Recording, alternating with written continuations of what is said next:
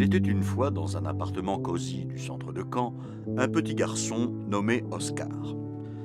Laissé seul par sa famille qui faisait la fête jour et nuit, son rôle était de répondre aux appels de la police pour calmer le bruit ambiant. Malgré ça, personne ne voulait l'entendre. Les contre-soirées dans la cuisine battaient leur plein. Impossible de leur demander de baisser le son. Mais baissez le son, mon Dieu! Mais baissez le son! Même quand il invitait un ami pour regarder littéralement la télé, la regarder éteinte, car toute l'électricité était pompée dans la pièce d'à côté. Bon, on va dire ça pour pas vexer la post-prod qui déjà n'a pas beaucoup dormi de la nuit. Bon, enfin bref, revenons à notre histoire. La famille ne s'arrêtait pas. Aucune gêne devant son ami.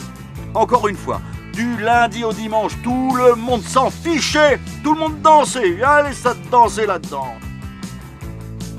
Mais c'était sans compter sur son copain. Grâce au métier de ses parents, dealer, il put empoisonner gentiment les bouteilles. Tout le monde dormait à 22h. Et regardez, ça roupillait là-dedans, ça ronflait. Et ça rendit le petit Oscar vraiment heureux de se prendre pour un dieu. Le truc qui a le plus souffert dans cette cuisine, avec toutes ces soirées, c'est cette commode. Mais non, c'est une blague. C'est le grand-père qui a le plus pris cher. Mais tant mieux, car lui, il n'était pas commode. Un jour, pendant une pause café entre deux fêtes, il reçut un appel de son cardiologue, qui lui annonça sa fin prochaine. « Vous allez mourir !» Tu parles d'une tuile. Pour ne pas inquiéter ou exciter ses proches, selon le point de vue, il décida de ne pas leur en parler.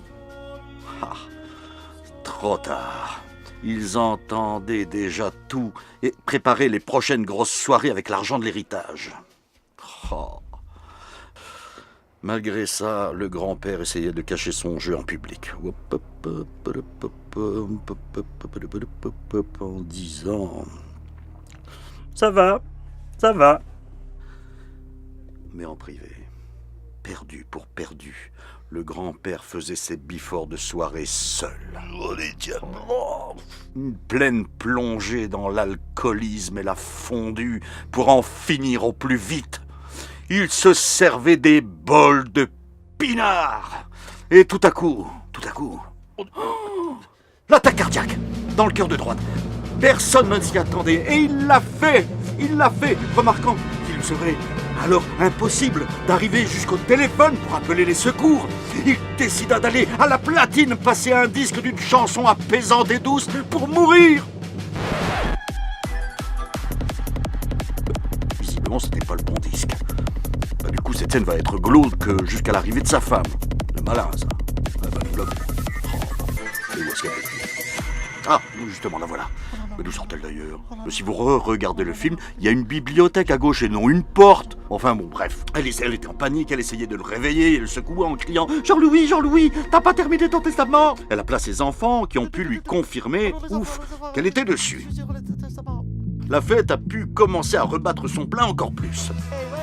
Tout le monde était convié, même les voisins, la police, tout le quartier, la ville même, la grosse nouba. Il y avait même des gosses, regardez au premier plan, mais ça se voit. Il est bourré ce gamin-là, il a beaucoup trop bu. Plein de gens anonymes s'adonnaient à la danse enflammée de l'argent. Ça se bousculait au portillon, ça faisait la queue dans le couloir et la cuisine. Allez. Ah ben regardez Olivia. Contente, elle a même un petit geste doux pour son frère. Oh, c'est beau la famille. N'est-ce pas Jean-Louis ?